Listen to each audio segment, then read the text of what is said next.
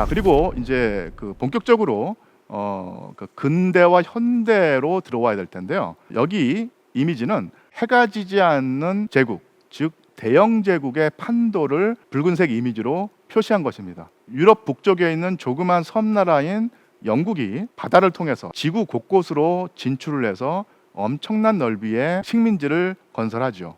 물론 그 나중에 미국이 독립을 하게 되지만 전성기의 대영 제국의 영역은 북아메리카, 아프리카의 상당 부분, 그리고 중동, 인도, 오세아니아 대륙에 걸쳐 있었습니다. 그러니까 이런 식으로 그 영국은 해양 팽창을 주도했고 그 선두에 섰던 제국인데요. 이것이 바로 이제 영국의 제국주의 정책의 판도를 보여주는 강렬한 이미지이고, 이 그림을 통해서 대영 제국의 위세와 규모를 우리가 알 수 있습니다. 그러면 그 비슷한 시기에 아니면 같은 시기에 러시아의 팽창은 어떤 모습을 띠고 있었는가? 지금 녹색으로 처리된 부분이 바로 러시아 제국의 판도가 가장 넓었을 때를 보여주는 것이죠. 그래서 원래 그 러시아 제국의 본산인 유럽 러시아, 시베리아 지역, 그리고 베링 해협을 넘어서 알래스카, 그리고 오늘날의 그 중앙아시아에 해당하는 부분이 러시아 제국의 지배 아래에 들어가게 되는데요. 대영 제국의 판도와 가장 큰 차이점은 영국의 식민지는 바다를 통해서 곳곳에 산지에 있는데 러시아의 영토는 단절 없이 쭉 이어져 있다는 얘기입니다. 대륙을 통해서. 유일하게 알래스카가 러시아 제국의 그 어떤 본토와 떨어져 있는 바다로 갈라져 있는 영역이었는데, 이것이 그 19세기 중엽에 결국 알래스카를 미국에 매각하면서 결국은 러시아 영토가 아니게 되죠. 그 대영 제국과는 달리 연속적으로 그 육지를 통해서 이어져 있는 것이 바로 러시아 제국의 가장 큰 특징이라는 사실이 이 이미지에서 여실히 드러납니다. 그런데 우리가 그 흔히 그 러시아의 그 팽창주의를 얘기를 할 때, 공격적인 그 성향을 얘기를 할 때 똑같은 어떤 제국을 가지고 있었고 더더군다나 훨씬 더 큰 면적을 가지고 있는 영국에게는 그런 공격적인 그 팽창주의 성향이 있다는 말을 하지 않습니다. 그런데 그런 그 공격적인 팽창주의 성향의 어떤 그 뭐랄까 꼬리표는 항상 그 러시아에게 붙이죠. 그러니까 이것은 제가 볼 때는 조금 그 뭐랄까요, 그 선입견과 편견에서 비롯된 것이 아닌가, 이런 생각을 해봅니다. 물론 러시아 제국의 또 확장 과정에서 폭력과 억압과 압제가 없었다는 얘기가 아니라, 그런 이미지를 만약에 그 붙인다면 더 이제 뭐랄까요, 그 강렬한 더 심한 이미지를, 팽창주의적인 이미지를 대영 제국에도 붙일 수 있는데, 이 영국에는 그런 그 꼬리표를 붙이지 않는 이런 현상이 두드러집니다. 그런 면에서 러시아로서는 상당히 좀 뭐랄까요, 억울한 측면이 있겠죠. 자, 그리고 여기서 좀 덧붙여서 설명드릴 사항이 있는데요. 이 러시아 제국이 동쪽으로 진출할 때는 비교적 순탄하게, 즉 시베리아 지역을 순탄하게 그 세력권으로 끌어들였는데, 러시아의 진출은 이 동쪽뿐만 아니라 남쪽으로도 이루어지고요, 서쪽으로도 이루어집니다. 남쪽으로 이루어지는 그 진출은 오늘날의 그 카프카스 지역, 그리고 이제 중앙아시아 지역이었을 텐데요. 이 중앙아시아 지역과 카프카스 지역을 그 러시아 제국이 자국의 어떤 세력권으로 만들 때에도 중앙 정부의 그 체계적인 어떤 계획에 따른 것은 아니었습니다. 카프카스 지역과 중앙아시아 지역의 그 러시아의 어떤 이익을 보호하기 위해서 현지 그 사령관들이 있었는데, 이 러시아인 그 사령관들이 개인적인 어떤 그 판단, 독단적인 판단, 그리고 전공을 세워서 중앙 정부에게 어필하고 싶은 이런 그 심성 때문에 중앙 정부의 그 명령이 없었는데도 독단적으로 그 영토를 확장하는 어떤 그런 일련의 행동을 했습니다. 그리고 이제 그런 식의 개인의 판단에 따른 그 독단적인 어떤 확장을 나중에 그 러시아의 중앙 정부가 추인하고 승인하는 식으로 이루어졌거든요. 그런 의미에서 시베리아 원정만큼은 아니지만 그 러시아 제국의 그 남방 진출도 사실은 모스크바 중앙 정부의 체계적인 의도적인 계획은 아니었다는 사실을 강조할 수 있습니다. 반면에 이 서쪽으로 진출할 때, 그러니까 즉 러시아가 스웨덴이라든지 폴란드, 이런 오스트리아 제국과 접촉하면서 서쪽으로 진출할 때는 일단 그 진출이 상당히 그 미미합니다. 왜냐하면 이 서방에 있는 국가들의 국력과 위세가 상당했기 때문에 아무리 러시아 제국이라 하더라도 그들을 제압하고 영토를 넓히는데 한계가 있었다는 얘기죠. 그런데 분명히 그 러시아의 그 서방 진출은 상당히 폭력적이고 일련의 전쟁을 통해서 이루어지지만 이것은 당시에 뭐 영국이라든지 아니면 프랑스라든지 프로이센, 오스트리아, 폴란드, 스웨덴이 했던 것과 거의 비슷한 맥락 속에서 이루어지는 진출이었습니다. 따라서 그 러시아의 서방 진출만 유독 팽창주의 성향을 지녔다고 보기는 힘들고, 팽창주의 성향을 지녔다고 하더라도 그것은 같은 시대에 서방의 여러 열강과 사실은 거의 비슷한 수준이었다, 오히려 약한 수준이었다, 이렇게 말할 수 있겠습니다. 러시아가 팽창을 지향하는 위험한 국가라는 이미지는 주로 러시아를 적국으로 보는 유럽 열강의 선입견과 편견으로 생긴 것입니다.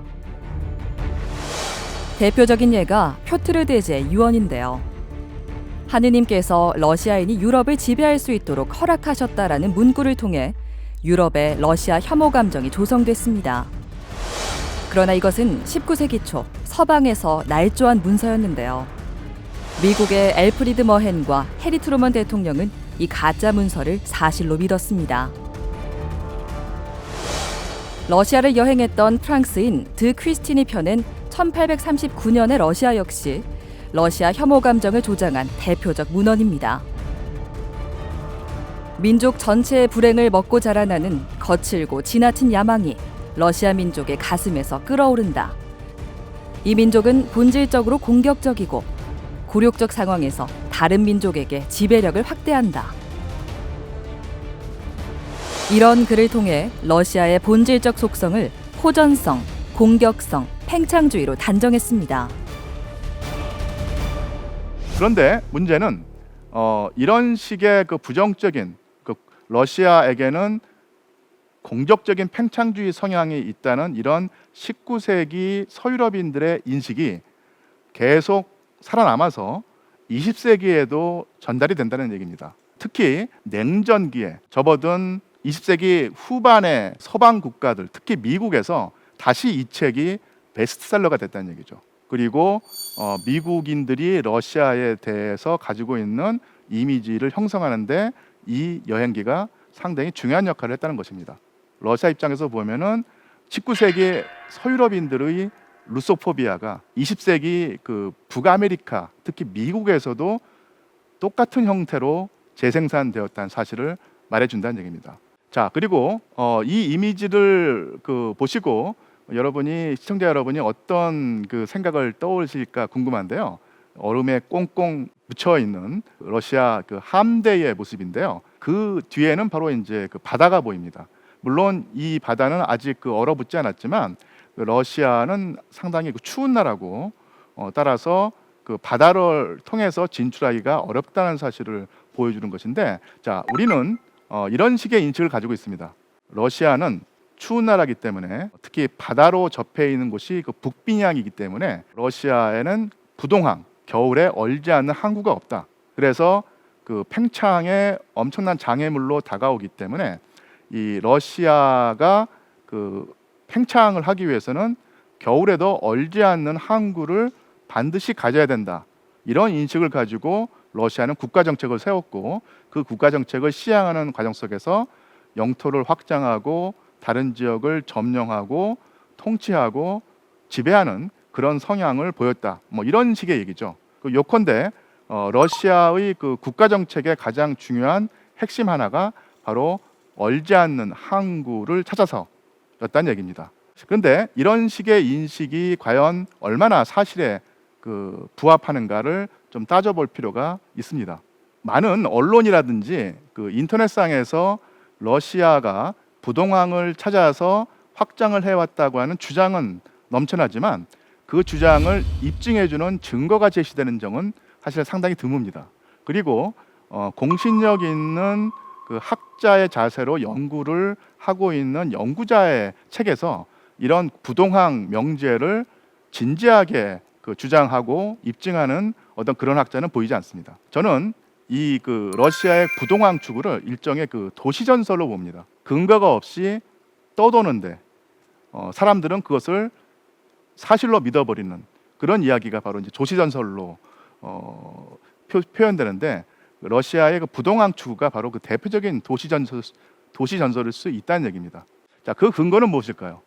첫째, 그런 식으로 부동항 추구가 러시아라는 국가의 일관된 정책이고 목표였다면, 러시아가 가지고 있는 여러 사료라든지 자료에서 그런 언급이라든지 문건이라든지 아니면 문헌이 존재해야 되는데, 아무리 문서고를 뒤지고 도서관을 뒤져도 그런 식의 부동항 추구를 국가의 가장 중요한 시책으로 내세우는 발언, 정부 공식 문서가 존재하지 않는다는 얘기입니다. 자, 이 점을 역사학자들은 상당히 중시하고 있죠. 사료로서 증명되지 않는 주장은 사실 역사학자에게는 의미가 없습니다. 두 번째, 러시아에게는 이미 부동항이 있습니다. 무르만스크라고 하는 항구가 있는데요.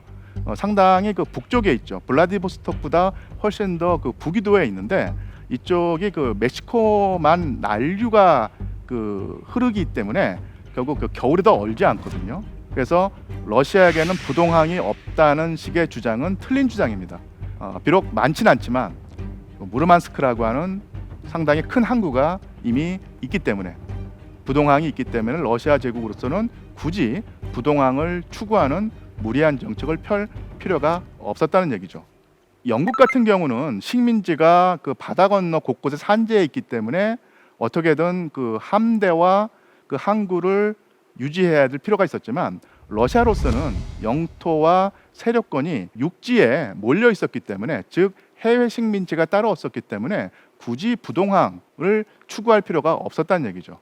육로로만도 제국이 유지되고 세력권이 유지되는 상황에서 무리하게 부동항을 추구할 필요가 없었다는 얘기입니다. 겨울에도 얼지 않는 항구가 필요하다고 하더라도 굳이 외국으로 진출할 필요가 없었다는 것이, 쇠빙선이 나오면서부터 아무리 겨울에 추워서 바다가 얼더라도 쇠빙선을 이용하면은 해로를 유지하는데 어려움이 없었습니다. 쇠빙선의 존재를 통해서도 부동항이라고 하는 명제의 허위성을 우리가 증명할 수 있고요. 러시아가 부동항을 추구해서 팽창주의 성향을 지속했다고 하는 주장을 하는 사람들이 주로 영국과 미국의 오피니언 리더였습니다. 특히 영국 같은 경우는 해양 제국이었기 때문에 이 사람들에게는 워낙 항구가 중요했던 거예요. 그러니까 자기네들에게 항구가 중요했기 때문에 그런 인식을 확장해서 러시아도 항구를 중시하지 않았겠느냐, 이런 생각을 했다는 얘기입니다. 이게 바로 전형적인 거울 이미지 있죠. 나한테 이런 성향이 있으니 상대방에도 그런 성향이 반드시 있을 것이다 라는 그런 상황일 텐데요. 영국인들이 자신의 이미지에 비춰서 러시아를 보기 때문에 러시아 얼지 않는 항구가 없으니 반드시 부동항을 찾아서 팽창할 것이다, 그러니까 이런 생각을 했다는 얘기죠. 영국과 특히 미국이 러시아와 사이가 안 좋을 때, 서로 대립할 때는 항상 부동항 얘기가 나옵니다. 러시아는 팽창을 하려는 속성이 있고, 그것은 바로 부동항이라고 하는 목적을 위해서였다, 이런 식의 주장을 하는데, 그런 식의 얘기가, 부동항 명제가 난무하다가 영국이나 미국이 러시아와 우호 관계를 맺을 때, 즉 사이가 좋을 때, 특히 제1차 세계대전과 제2차 세계대전 때 영국, 미국과 러시아가 동맹 관계일 때는 그런 식의 부동항 운운하는 주장이 사라지게 됩니다. 결국 이 러시아가 부동항을 추구했다는 사실은 영국과 미국 사이에서 나타나는 일종의 사실이, 팩트가 아닌 레토릭이었다는 사실을 알 수 있습니다.